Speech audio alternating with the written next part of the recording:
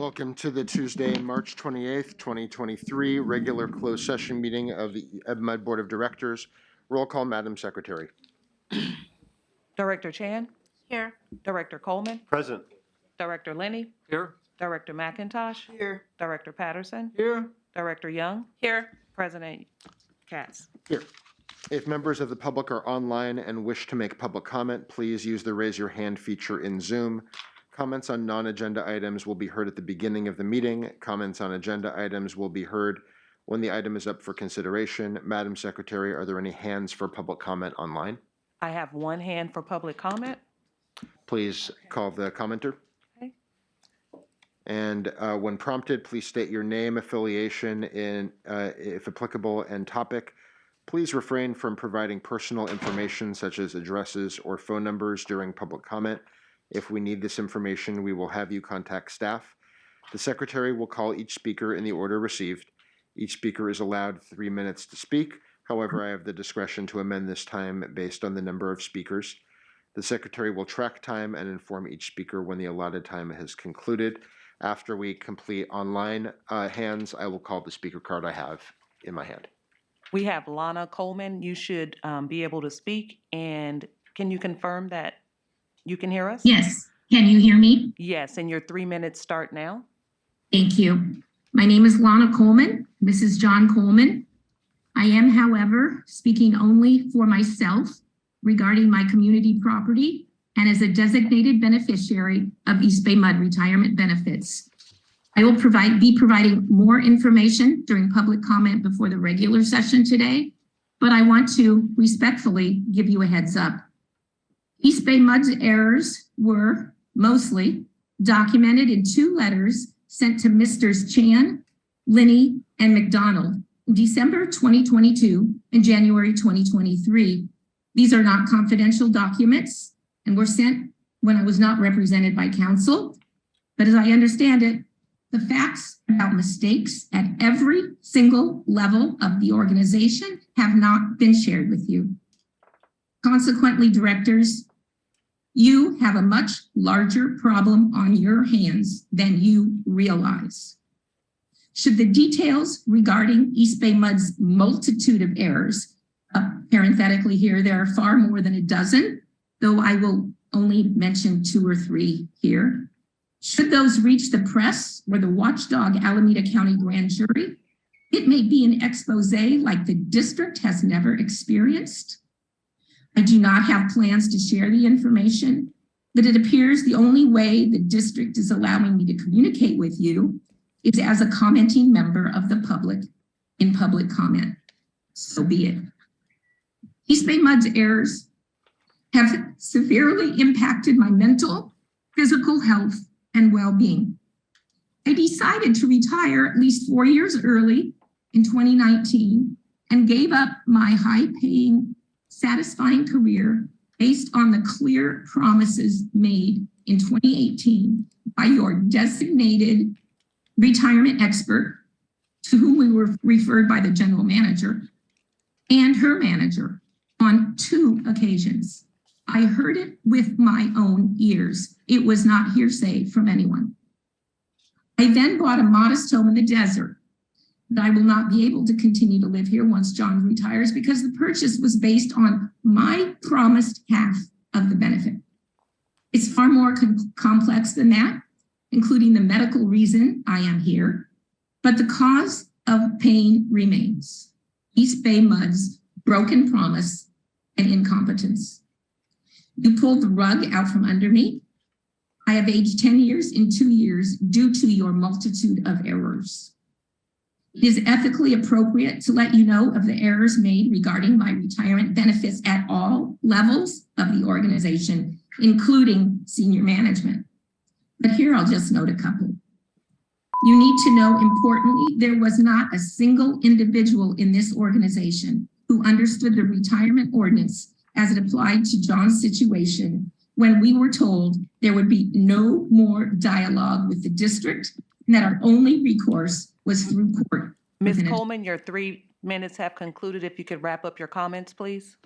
Boy, I'm sorry, I mistimed this. I will wrap up by saying that I'll provide this in writing.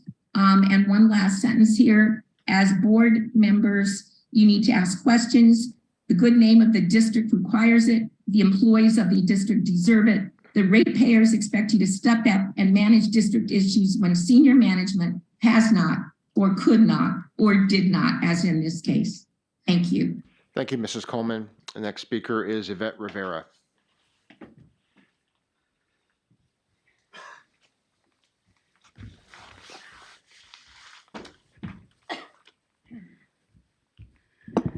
Wow.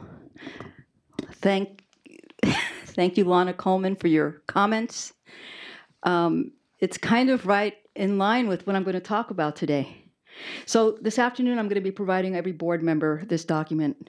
I don't know if you've read it ever, but it's called Walking the Line. What to do when you suspect an ethics problem. I'm also going to this afternoon be giving you all of these documents.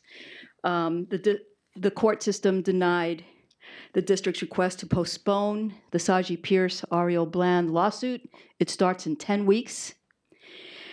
And the court also released 3 confidential pages from the Duff report, which I will be giving you this afternoon. I have a letter that I will be providing the board that specifically asks if the board will respond to the comments of public concerns that I've made.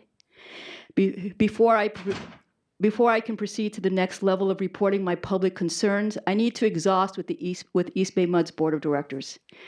It refers to comments that Director Katz made to me. I have a press release from 2014 where you were endorsed by AFSCME. My letter goes in further to say I would appreciate it if board directors would treat members of the public the same way they treat union members, especially when members of the public aren't a part of endorsing you. I also mentioned Frank Mellon's petition. I add state laws that are relevant to the public concerns that I made.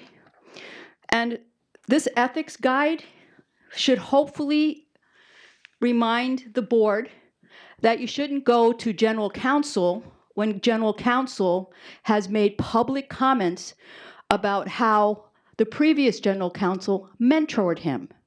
So I'm going to be including in the afternoon package California Penal Code 424 and the Walking the Line, what to do when you expect an ethics problem. So I can give this to the district secretary so that she has it, so she can make her copies, because I pay for every copy that I make, so that you can have it for your closed board meeting. Thank you. I will have extra copies for the afternoon meeting. Thank you. I yield. Thank you, Ms. Rivera. We will now convene to discuss closed session items. We are scheduled to return for our regular meeting at 1:15 p.m.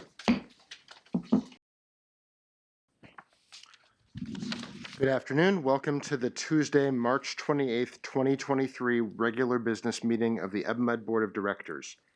We will receive reports from this morning's budget workshop and Finance Administration Committee meetings. Roll call, Madam Secretary. Director Chan, Present. Director Coleman, Present. Director Lenny, Here. Director McIntosh, Director Patterson, Present. Director Young, Here. President Katz. Here. Please join me for the Pledge of Allegiance.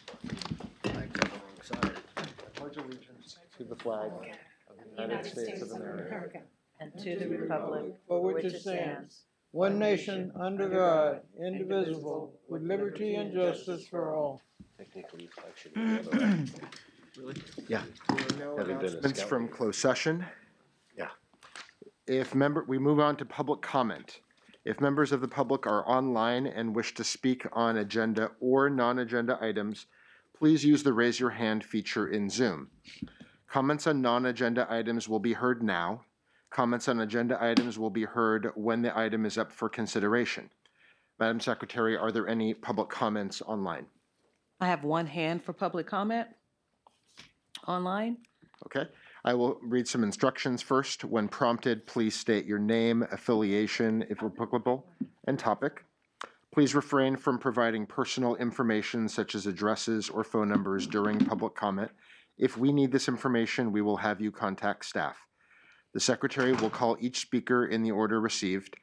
Each speaker is allotted 3 minutes to speak. However, I have the discretion to amend this time based on the number of speakers.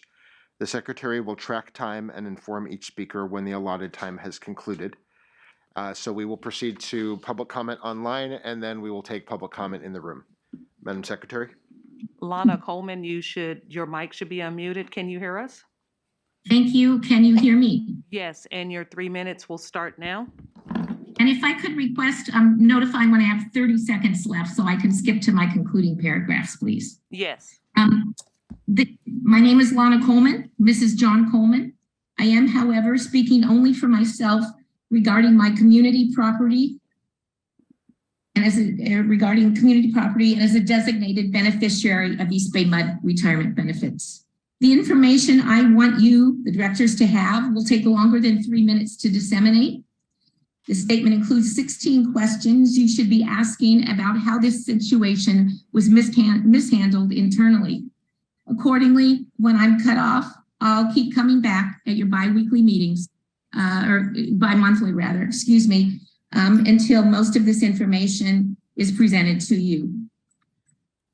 East Bay MUD's errors have severely impacted my mental and physical health and well-being. I decided to retire 4 years early in 2019 and gave up my career based on clear and precise promises made in 2018 by a retirement expert and her manager on 2 occasions. Not one person, 2, not one time, twice. I was cautious and I made sure I heard it with my own ears. It was not hearsay.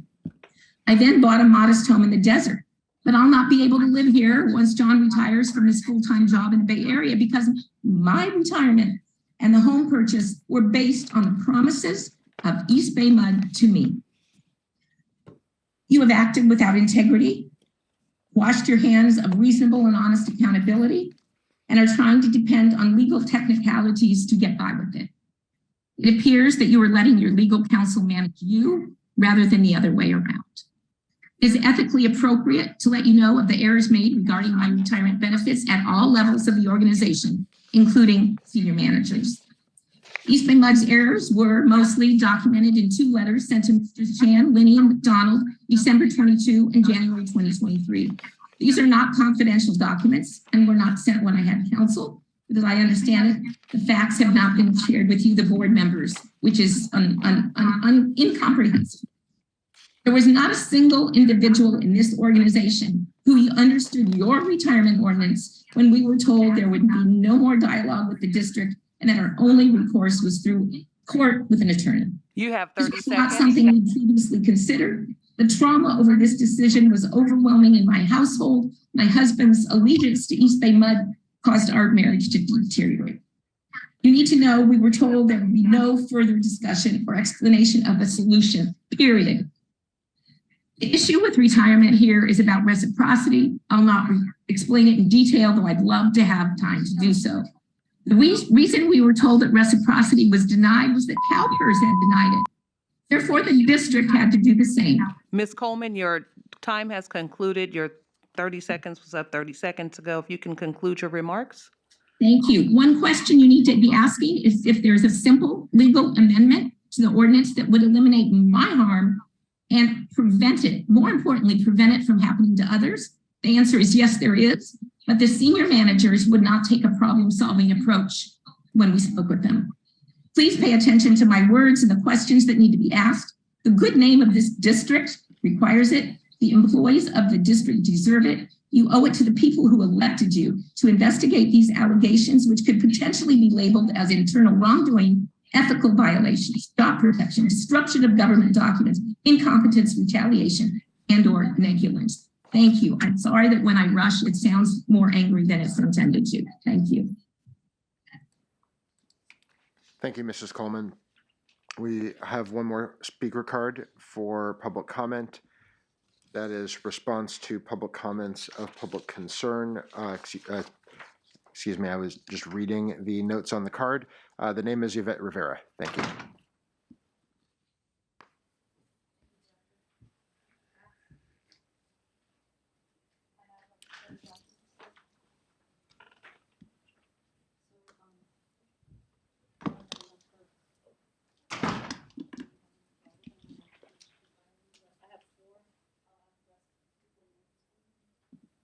I'll just take what you have.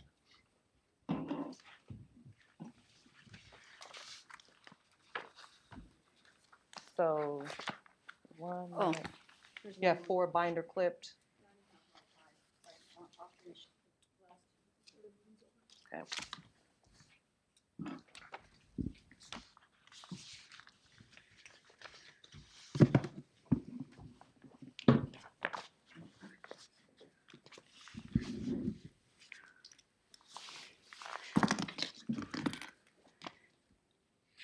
Three minutes will start now. Thank you. I apologize for not having copies for each board member, but I will have extra copies before this board meeting is over. I provided this board, or I'm going to provide this board, I spoke at this morning meeting, this document called Walking the Line. It says what to do when you suspect an ethics problem. This morning, Lana Coleman spoke, and when she was done, I piggybacked on what she said in regards to the district following up on issues that may bring embarrassment to the district.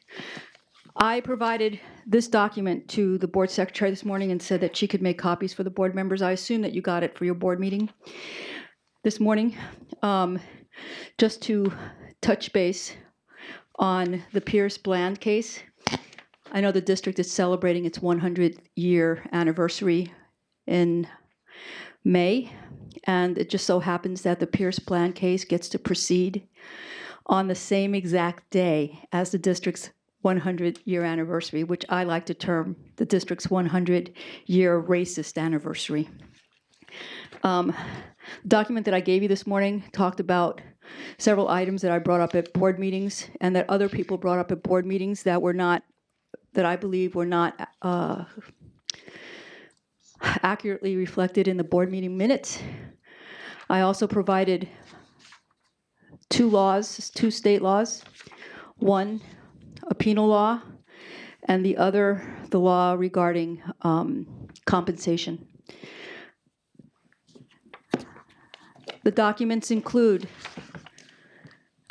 the denied stipulation by the court for the Saji Pierce case. Again, that starts in probably 8 weeks. The Duffy redacted confidential pages that were missing from that big binder that I gave you. These are the 3 pages that were missing from that document. And the reason I gave you this document, or I'm giving you this document, is because it basically gives you the roadmap on how to whistleblow against the agency. As board members, I hope that you think twice before going to a general counsel when the general counsel has publicly said in a board meeting that the previous general counsel was his mentor. The last thing I wanted to touch base on was Penal Code 424. I'm sorry, let me just look at the Penal Code 424. And that was in reference to, that deals with Craig Spencer's misuse of funds and Alex Coates' approval of funds that should have gone, the approval should have gone through the board of directors. Alex Coates and the current general manager do not supervise general counsel. The board of directors does. And any approval of salary Your 3 minutes have concluded. If you can wrap up your or comments. benefits to general counsel do not go through the general manager. And I hope that all of the questions I've listed on the document you received this morning are either answered, and if they're not answered, that's okay. I have to exhaust with this board of directors before I take it to the next level. Thank you. I appreciate your time. I yield. Thank you, Ms. Rivera. We move on to approval of the minutes. And I think I might be skipping. I might be skipping over to the consent calendar as a whole. So we are on the consent calendar, items 1 through 10. President Katz, Yes, were there any announcements required from closed session? I do not have any announcements from closed session. Thank you. Director Coleman? I'd like to pull item 6, please. Okay. Item 6 will be pulled. Please, board members, also note at your places with regard to the minutes, item number 1, that we have revised minutes at our places. And my appreciation to the Secretary's office for the detailed work on the minutes. Clearly, our video program is helpful, and the team who worked on capturing the minutes.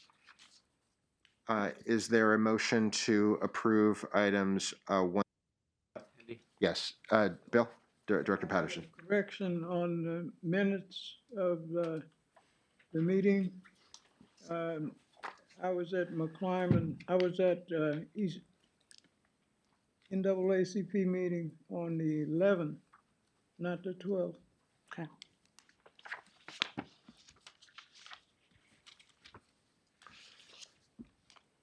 Any, so when we have a motion on the consent calendar, we will incorporate that correction to the revised minutes at our places.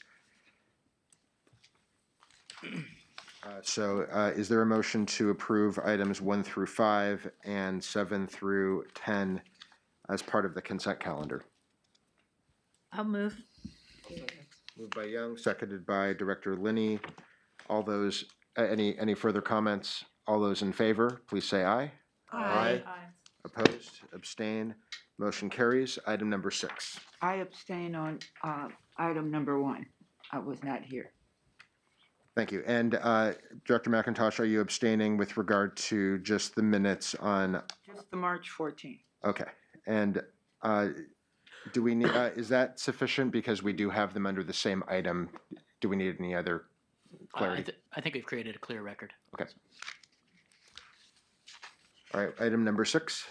Great, thank you. My question is, it's great we're going to generate revenue for the right programs on this. It's for potentially $200,000 and we're going to get $20,000 a year, but I'm wondering why we would be reimbursing Champion for up to $50,000 to go through the process of permitting the costs that they're incurring, but not to exceed $50,000. Andrew? Can you hear me? Yes. Well, good afternoon. The $50,000 only is a reimbursement if we decided after they completed all their work and we back away from basically from the full agreement with them to lease the land to them after all the work is done. So essentially, it's just keeping us in line with their interests at the same time when they are doing their study. So the $20,000, what they pay to us is by their right to basically to do the study. And by the time they get all their work done, obtain all the permit, complete all the CEQA requirements, and then at that time, the district decided not to move forward with a lease with them. That's when we do have to, responsible for that $50,000. But that's only up to $50,000. So, Andrew, if I understand you right, let's say everything goes through the process clean and smooth. Do we reimburse them for any cost?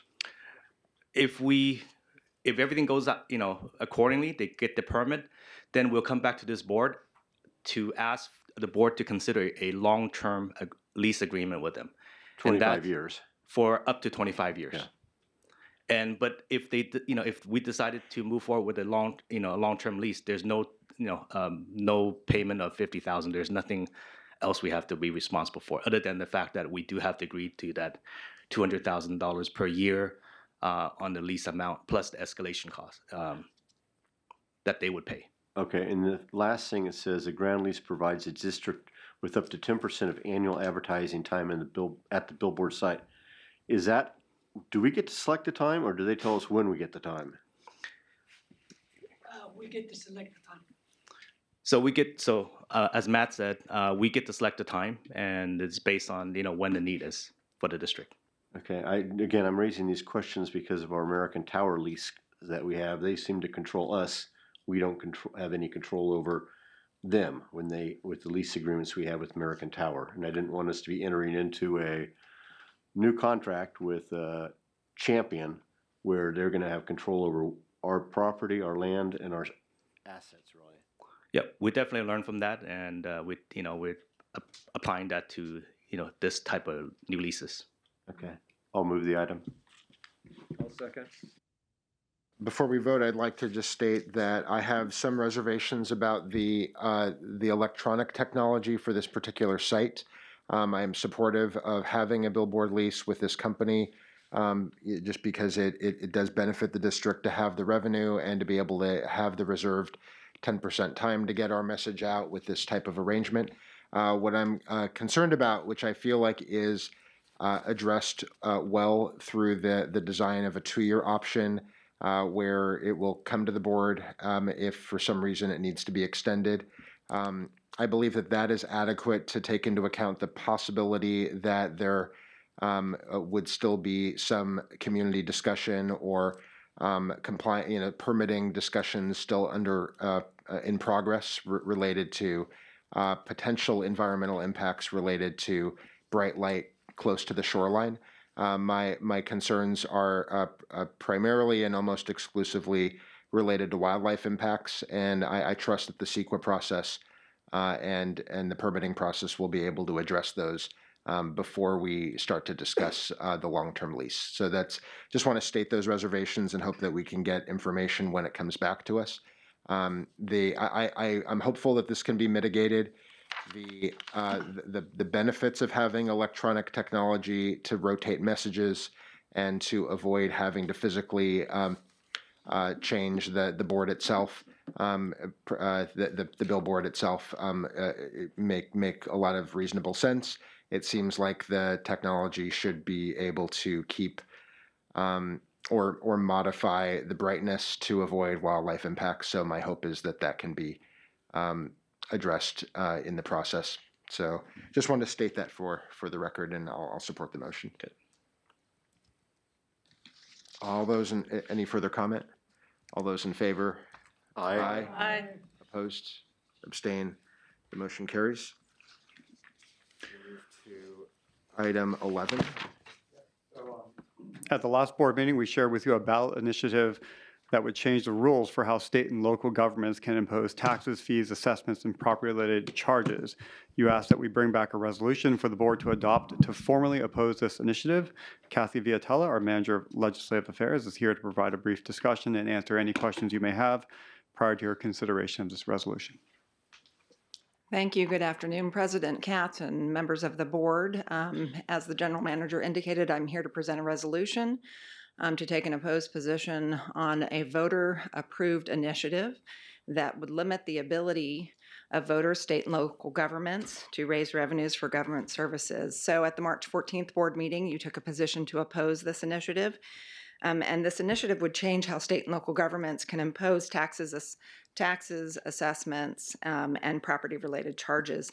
I just want to take a few minutes to walk you back through the initiative at a very high level. I'm not going to go into a lot of detail today, but just to remind you, it does 3 things primarily. So it amends the Constitution to expand the definition of a tax, which could include various fees that the district charges, such as some of the fees we charge for recreation area activities. The taxes then would be subject to voter approval, and the initiative would apply retroactively back to January 1, 2022. So any taxes or fees adopted on or after that date would be subject to voter approval.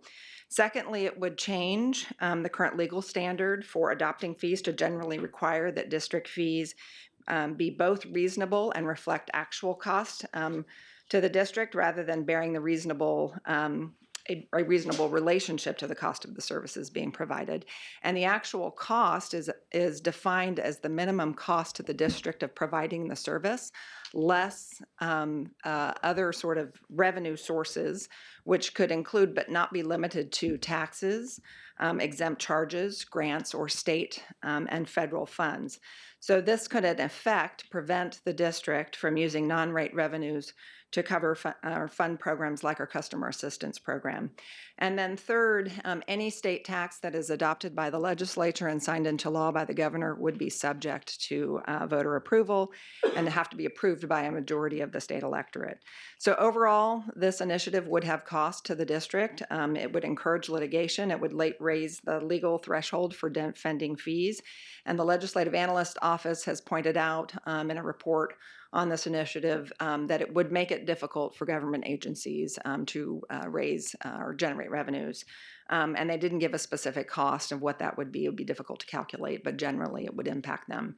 And then we also talked at the board meeting on March 14th about the costs specifically to the district as well of having to hold an election for any of those fees that were adopted on or after January 1, 2022. So you have before you a resolution for your consideration today, and I'm happy to take any questions. Director Coleman? I'm in favor of doing what's proposed. Real quickly, I don't remember if we got the total dollar amount. Let's say we raise our recreation rate fees, and then that has to go to the voters of our entire service area. How much is that going to cost? To hold the roughly? election? Yeah.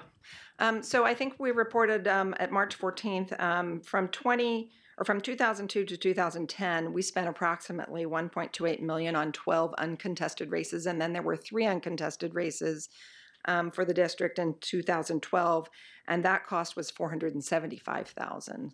So we're talking maybe somewhere. the other way to ask the question is, how much did we spend in the last election cycle for Director Young and Director Chan's seats that they now respectfully hold?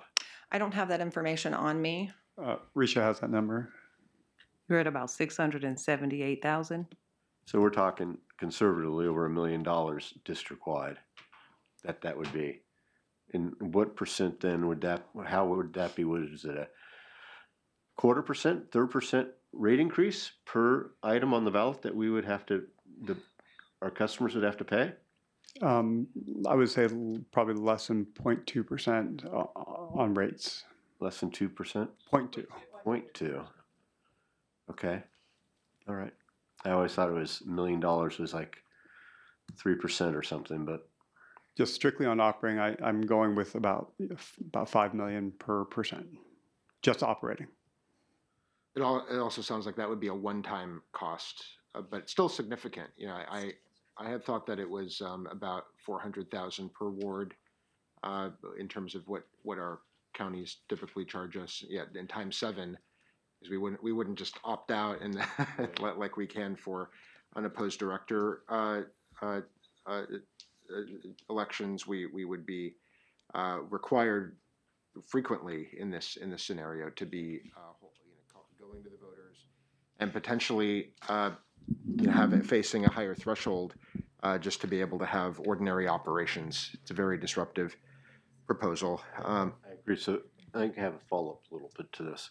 So let's assume when we do our budget, we have multiple items on there.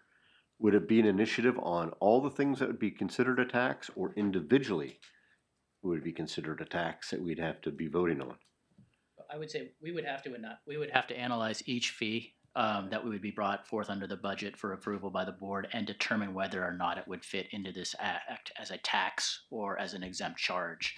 And quite frankly, the initiative is not written clearly enough to fully answer the question on any particular fee at this time. It would require really analysis and possibly case law.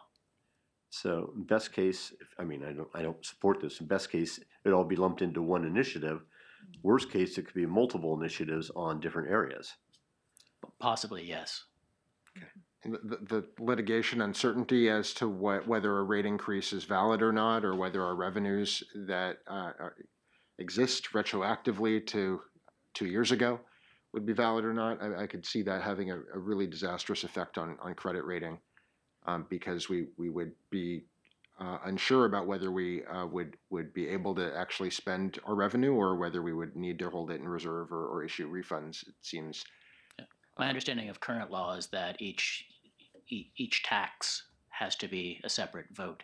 And so if you have a list of fees, which I think is unprecedented, but if you have a list of fees that you need to bring to the voters, I'm not clear how that would work out. I don't know that the authors of this initiative are either. So. Okay, well, I'll move the item to oppose. I'll second. Moved by Director Coleman, seconded by Director Chan.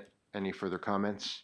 Yeah, I mean, not to leave aside the fact that our non-rate revenue, we would lose all discretion for how to deploy our non-rate revenue to support our customer assistance program or other things. So. All right, we have a motion on the floor to adopt the resolution in item 11. All those in favor, please say aye. Aye. Aye. Opposed, abstained, the motion carries. Thank you. Thank you, Kathy. Next, it's been our practice to adopt actuarial valuations and set contribution rates for the retirement system annually.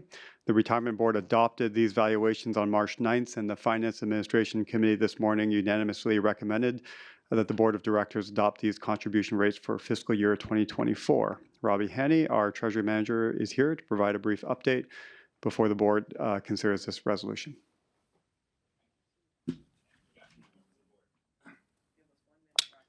Okay, let me know.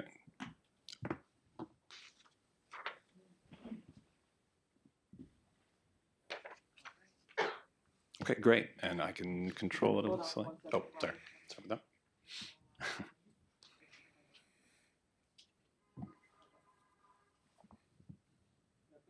Oh, looks like it. Okay, thank you. And good afternoon, members of the board. As a reminder, under our retirement ordinance, actuarial valuations are required at least once every 2 years, and then contribution rates are set based on that, though in practice, we do this annually, like most systems. And so the reports that we're reviewing today, they've been reviewed and approved by our retirement board earlier this month and by the Finance and Administration Committee this morning. And I'll just briefly go through them now. So earlier in the year, we updated the retirement system's actuarial economic assumptions. This is something we do once every 2 years, and then every 4 years we update our non-economic assumptions. So this year we were on schedule to do just the economic assumptions, and there were several key changes. We lowered our inflation assumption from 2.75% to 2.5%. We lowered our investment return assumption from 7% to 6.75%, and we reduced our assumed inflationary salary increases to be in line with our new inflation assumption.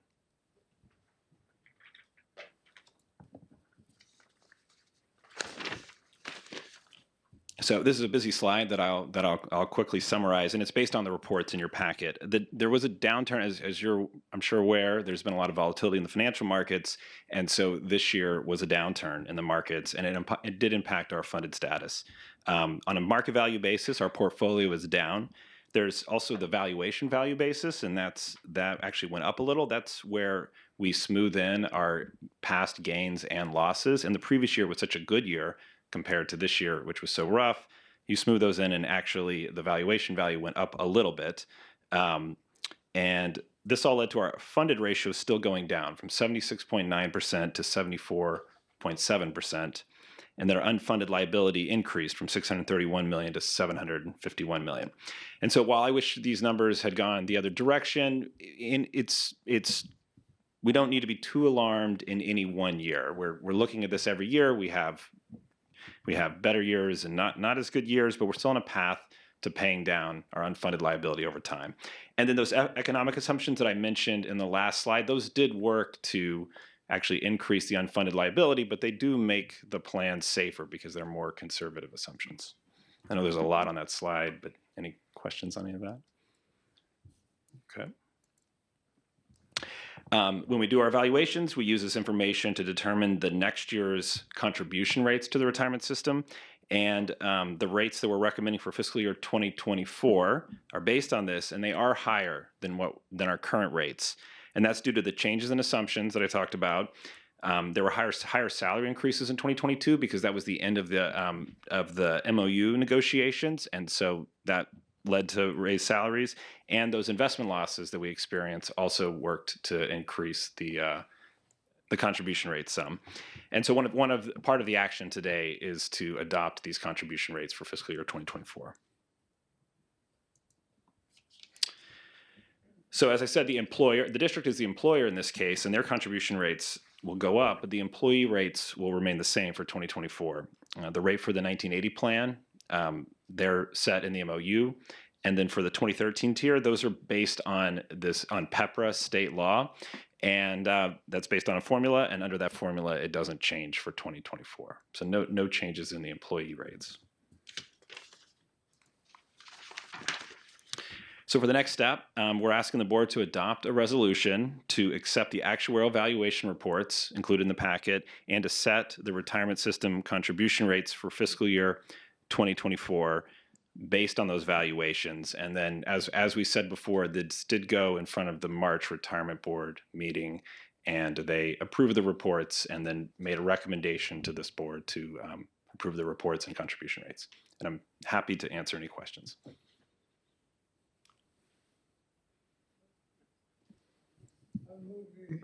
Item. Second. Moved by Director Patterson, seconded by Director Young. Shall we confirm if this was reviewed by our Finance Administration Committee and what the recommendation was? They said they were supportive. Thank you. Any further? Recommended. Supportive. Okay. We didn't take a vote, I don't think. We did. Oh, we did? Then it was. We did. Then It was unanimous. it's to do it. Thank you. Thank you. Any further questions? All right, all those in favor of the motion, please say aye. Aye. Aye. Opposed? Abstained? The motion carries. Thank you for the report. Robbie. So next is our water supply update. I was actually looking at our total upcountry precipitation to date, and it's about 20 inches higher than the average we would get for the entire year. And if you just add on and assume we get the average precipitation for the remainder of the year, this would probably be in the top 5 wettest years on record. So suffice to say, we have a pretty healthy snowpack with more to come. Dave Briggs, our Director of Operations and Maintenance, has a water supply update for you to share more information. Okay, good afternoon, President Katz, members of the board. Thank you, Clifford. Yeah, I think that's it in a nutshell. We're looking at a top 5 year, not just wet, but a year to remember. But I'll give you a little bit more detail, and let me carefully do that. No. Okay. First, just looking at our water production throughout the fiscal year, and this is consistent with some of the assumptions you heard earlier this morning in the workshop. Our water production has been very low, but we made all those assumptions conservatively. The winter and the spring, with one storm after another, very cool weather. You can see in the red line there with the water production, it remains very, very low, far below 2005, 2007 average, and below last year as well. We're waiting for it to stop raining, and then demand will spring back, no pun intended, but that remains to be seen. We have probably another cool week and wet week ahead of us, but demand is very low. So let's see. So this is our upcountry index, 4-station average, as Clifford was mentioning. This is from last week. We are likely to get 2 inches more today and tomorrow. So with more coming next week, we're looking at almost 70 or low 70s in terms of number of inches. The average is 48. So yeah, we're getting into rarefied year here in terms of top 5 wet. Almost twice the precip of average in March. So just a fantastic March.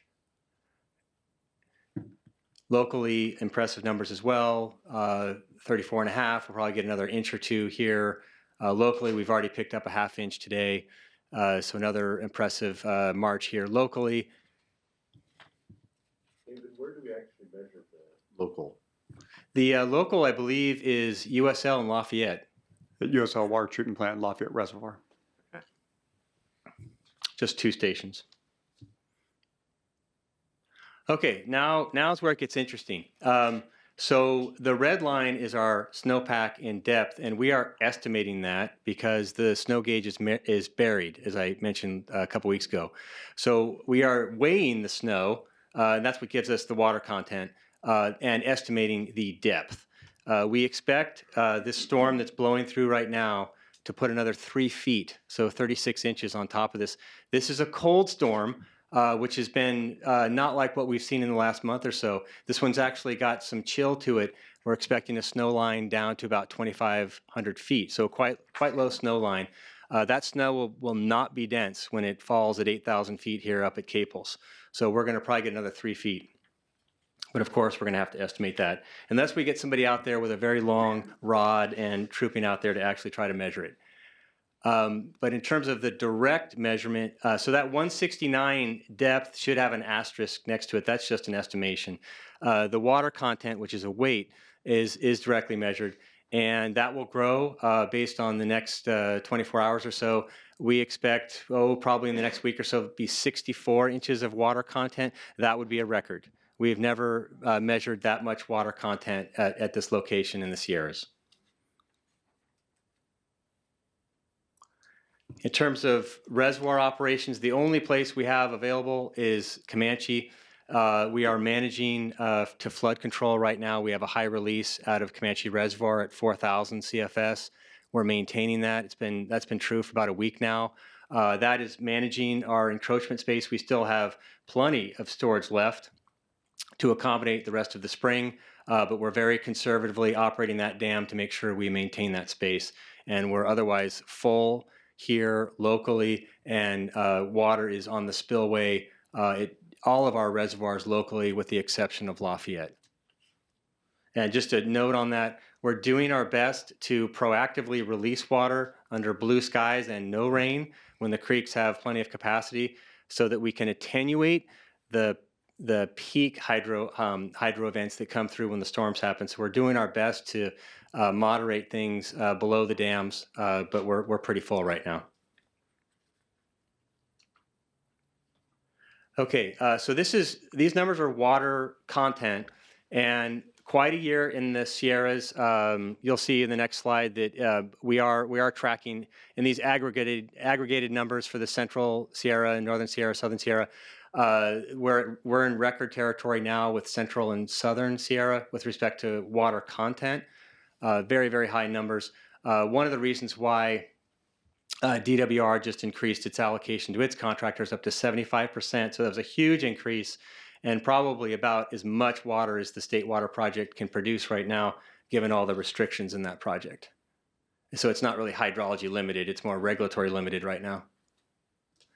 Okay, probably hard to see, but just graphically, these are in percentage of relative to normal, so 100% would be normal. Top is northern, middle is central, bottom is southern Sierra. You can see the different colors for the different years. Blue is this year. So you can see the central and the southern Sierra in terms of water content are in new country. These records go back many decades, but you know, these are safe to say these are record numbers for, say, 50, 60-year record. Let's see. So most of the state's reservoirs are above average for this time of year. Many of them are already in flood operation, mostly Oroville. Oroville's been in flood release for quite some time. So otherwise, the state's looking pretty healthy. And just one, this map came out from the Drought Monitor Group, you know, essentially DWR in concert with a bunch of other agencies. This came out on Thursday. That was followed shortly by the governor's announcement on Friday, which Mike will talk about in a moment, essentially producing the data that shows the state of California is by and large out of the drought. Also mentioning that we're not completely out, as roughly, you know, less than 10% of the state is in some form of a dry condition still, but by and large, the state is out of a drought. Also, just for completeness, point out that the Colorado River Basin, the 7 states that feed into the Colorado River, are also having an above average year, and that does have a significant influence on the state's supplies here in California.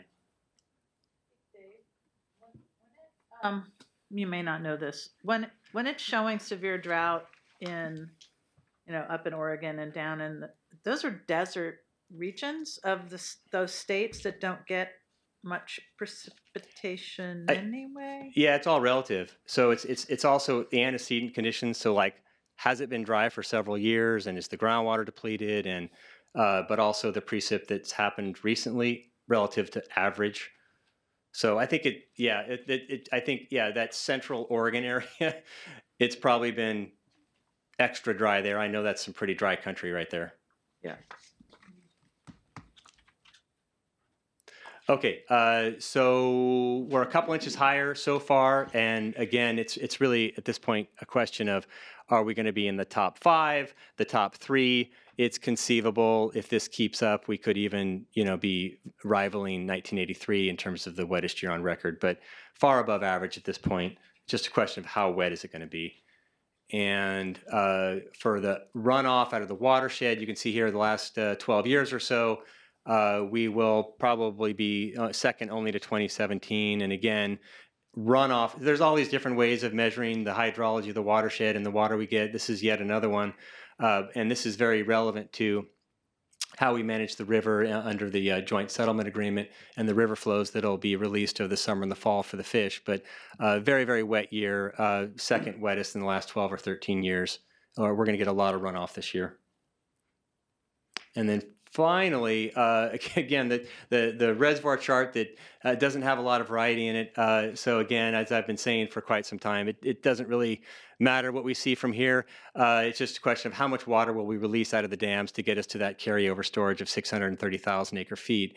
And we are approaching the end of the wet season. We have April and May. May is much less precip than April. So really we are getting to the end of the wet season, but there's 6 more months or so left in the water year, but really not a lot of hydrology left to be variable to begin with. So we're not, this is, our reservoir is going to fill this summer. We'll release water throughout the summer and we'll have full carryover going into next year. Okay, and with that, I'm going to transition to Mike to talk about, or back to Clifford. First, any questions? Oh, sorry. Director Linney and then Director Chan. I just wanted to ask, remind me, do we generate any hydroelectricity out of the local reservoirs? No. And why is that? It's probably not enough head or flow to reliably pencil out, but probably not a subject for right now, but there are some potential pumped hydro possibilities we might be looking into because the economics of hydro have changed so much in the last couple of years. Right, that's what prompts my question. All right, thank you. I was just wondering about Upper San Leandro Reservoir, and did I understand you correctly that you think that we'll be releasing through June? At Upper San Leandro? Yeah. No. So my remark about releases was mostly upcountry at Comanche and Pardee. USL, again, it's going to depend on how much rain we get. But we are spilling now. My guess is we're going to be spilling some water for at least 2 more weeks. Okay. If even we have average rainfall, we should be able to just release the minimum amount that will stay in the water channel that will allow the golf course to rapidly recover. And that would happen in 2 weeks? I'm hoping that we can keep, so if we get above 70 CFS out of that reservoir, the water will come out of the channel and get into the golf course. After this rain event that's happening right now, and maybe if next week's isn't too big, we can get the water back into the channel in a couple weeks, but Sure. That's my hope. Okay, thank you. Sure. Thank you, Dave. So for the last item, the board might recall on February 14th, they took action to end our water shortage emergency, which included moving from stage 2 to stage 1, ceasing implementation of the excessive use ordinance. However, all those actions were contingent on the state ending their level 2 drought mandate. Last Friday, Governor Newsom did sign an executive order rescinding many portions of the prior drought, including requiring utilities to be at level 2.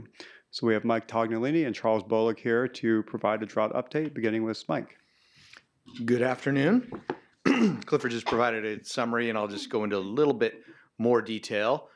The governor's executive order from Friday, Executive Order N523, allows water agencies to, again, take action independent of some of the state requirements. So water agencies will be able to end level 2 drought requirements that have been in place for the last year. And it also ends the statewide 15% voluntary conservation goal. It does retain prohibitions on certain uses, and Charles will be talking about that in a minute. It also retains the state of emergency in all 58 counties, so response and recovery efforts can continue. As a reminder, the board on February 14th adopted a resolution to rescind the drought declaration, the declaration of water shortage emergency, and rescind Section 28 of our code, as well as excuse me, declare a stage 1 drought once the state requirement was rescinded. So now that state requirement has been rescinded, and we said on February 14th, we said within 30 days, we would then go to a stage 1 drought, end the enforcement of the excessive water use ordinance, and go to a stage 1 voluntary 10%. So that's our timeline. On March 1st, East Bay MUD ended the drought rate surcharge, the 8% surcharge. On March 24th, as I mentioned, the governor removed the requirements to remain in stage 2. And as of tomorrow, East Bay MUD will be able to end stage 2 drought measures, go to stage 1, and that includes ending the excessive use penalty ordinance as of tomorrow. And then on April 25th, staff will come back. We'll have a full assessment and final snow survey from the April 1st snow survey to present our water supply availability and deficiency report. And at that time, the board could consider whether to remain at stage 1 drought or go to stage 0, which means no drought. And I'll turn it over to Charles to talk about outreach. Thank you. Wonderful news, Mike. Thank you on that one. So as you know, going from stage 2 to stage 1, we go into the voluntary. So at that particular point of time, until the April 25th one, we're going to be working with our customers. First thing we always do is we thank them. East Bay MUD, we've got wonderful customers. Unfortunately, it's my 3rd drought since I've been here at East Bay MUD, and some of you I'm sure have been longer. But our customers always respond very, very well, which is great. So at that point, we're going to thank our customers, kind of reminding them that we're going from mandatory to voluntary. And then we're also going to be transitioning into making conservation a way of life in California. As you know, legislation, the long-term framework, that's kind of the theme of California. So we're going to ask customers to kind of lock in those savings. So typically, as most people, when they do come out of drought, say suddenly some of their behaviors of shorter showers, they may get a little bit longer, but try to keep people a little bit in check on those to lock in those savings for the long term. Also, during that time, we're going to go from Section 28, which are our mandatory drought prohibitions, into the restrictions and guidelines under Section 29. So under Section 29, that is both for indoor and outdoor, and all of our customer base. So for kind of an example for outdoor, some of the things that we're going to continue on is the incidental use of water outdoors. So a little bit of overspray is fine, but we're still going to work with all those customers if there's excessive use amount of water that's running on the sidewalks, going down the streets, those sort of day in, day out sort of things. And then on the indoors, kind of our guidelines. We're going to ask people to strive for like 45 gallons per person per day or less. Keep those good habits in. Continue to remind customers about the efficient use of fixtures. Use your garbage disposal at a minimum. Scrape stuff off into the compost. Fixing leaks are oftentimes quite sneaky, and they're still can be a big problem. So working with those customers to fix those leaks. And then one thing that the state and the executive order continues is and it's not in our Section 29, and that is ornamental turf. There's some legislation that's also going to be coming in talking about non-functional turf, and the words are kind of interchanged a little bit. So we are going to continue to support that and work with our customers that have that ornamental turf and get them to participate in our lawn conversion rebate program. Get them into those better landscapes to prepare them for the next drought. So I always hate to say it. So when you do come out of a drought, just prepare, because there's just another drought around the corner on that. So working with our public affairs office, There's going to be a press release letting our customers know we're going from stage 2 to stage 1. And then, in April, the board will make a decision at the second board meeting about whether or not we go to stage 0 at that time. And we're going to remind our customers about keeping good water use kind of in the forefront. We're going to use all of our media channels, of course, Facebook, Twitter, Nextdoor. We're going to continue to use our home water reports. Home water reports are very good for us during the drought because we can really target that messaging to our customers. We can tell customers that irrigate on a seasonal basis or those that have low water use, so we can really tailor it to them.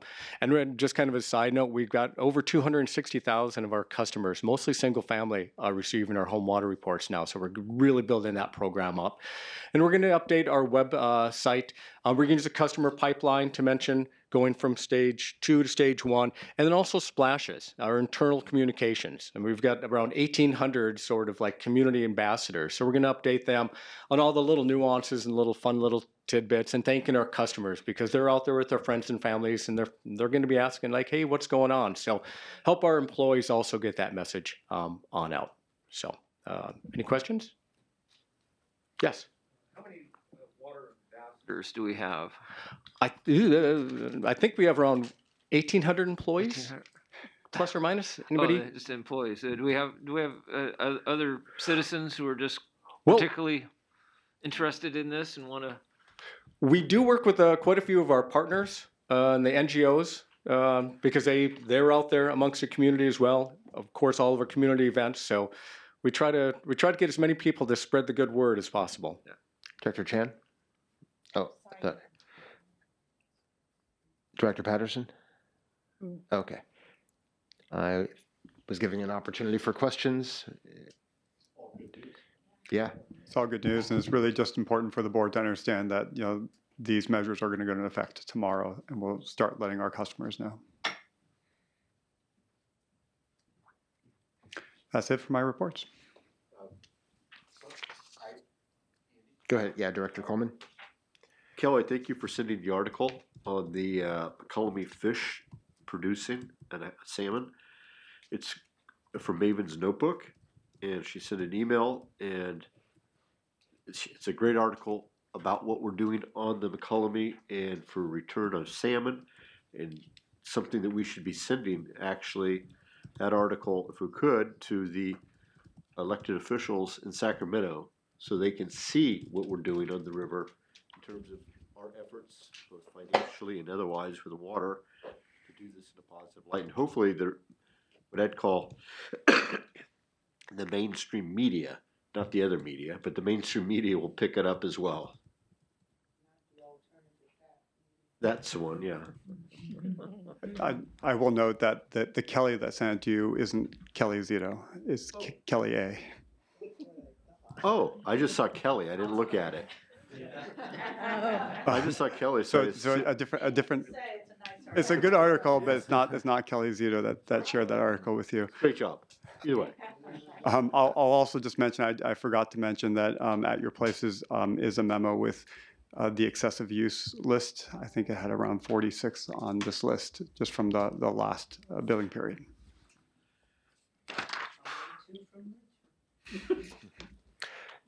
Yeah, I did my own thoughts on that. The penalty is in effect, and we certainly did need to collect our costs that we actually expended as a result of the drought, and I don't have any regrets about that. We continue to learn about how to implement our drought policies.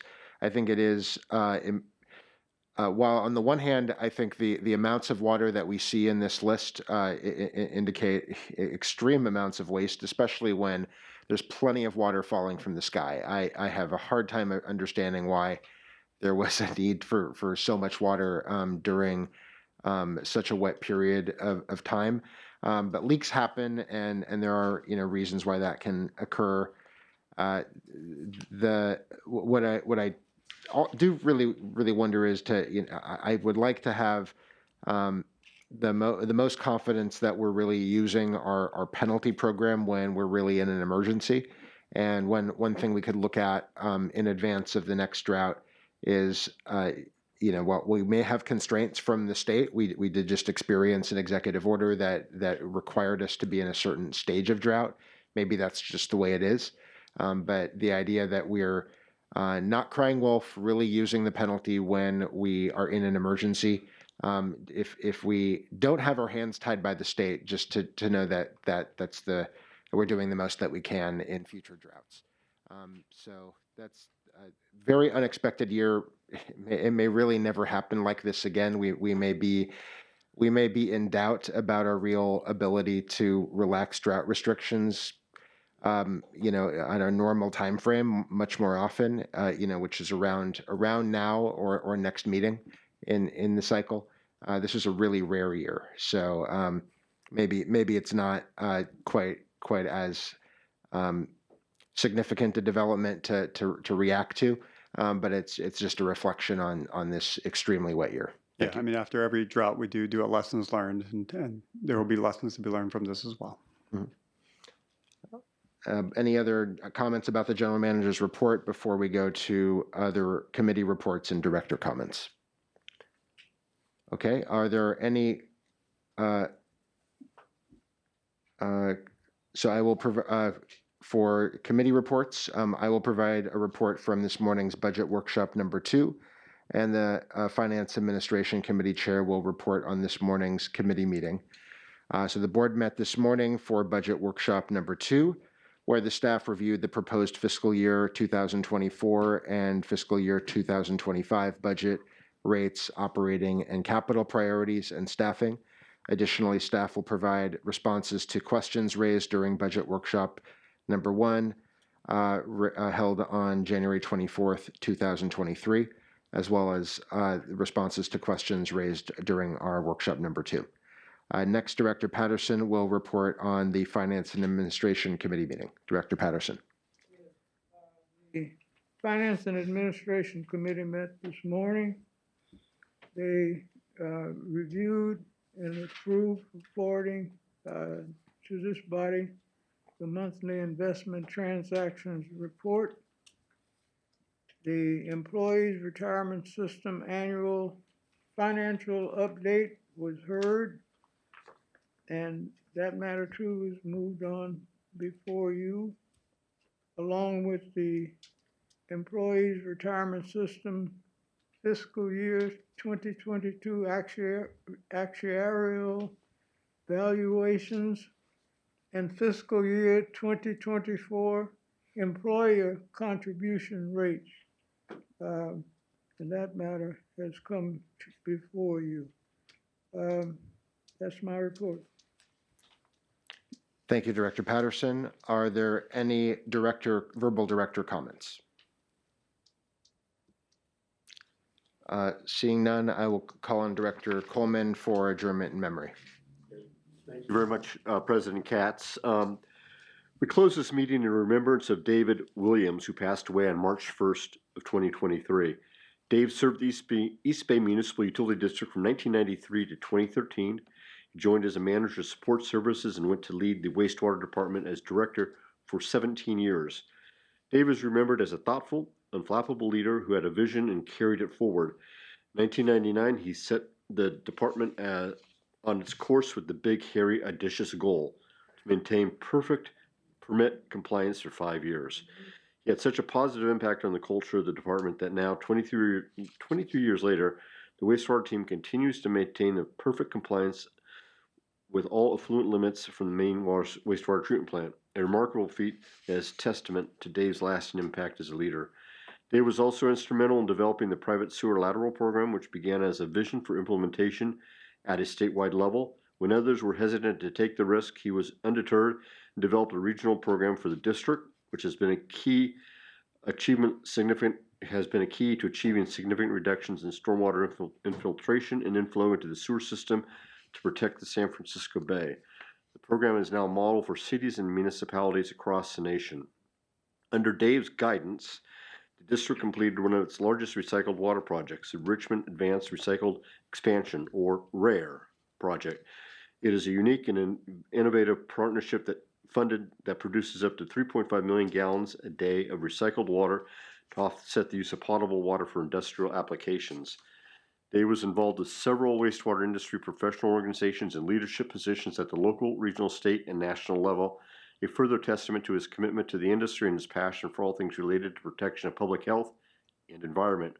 With all these responsibilities, Dave still took time to get to know everyone at all levels of the district, and he loved to mentor staff and be the best he could be. It was evident how much he truly cared about the team as individuals. After retiring from the district, Dave went on to serve our community as executive director of the Bay Area Clean Water Agencies for 7 years. His most notable achievement included managing the science program for nutrients with the San Francisco Estuary Institute, SFEI, and development of the nutrient watershed program for the Bay Area wastewater agencies. He also served on the board of the Central Contra Costa Sanitary District starting in 2010. Many wastewater professionals consider him to be a role model and a friend. Dave will be missed, but his legacy will live on through how he touched EBMUD and the industry. And for those who are interested, his service, I guess you could call it, is on April 15th at the Boundary Oaks Golf Club in Walnut Creek. Thank you, Director Coleman. The next meeting of the board will be held Tuesday, April 11th, 2023 at 1:15 p.m. This meeting is now adjourned in honor of former EBMUD employee and Central Contra Costa Sanitary District Board member David R. Williams.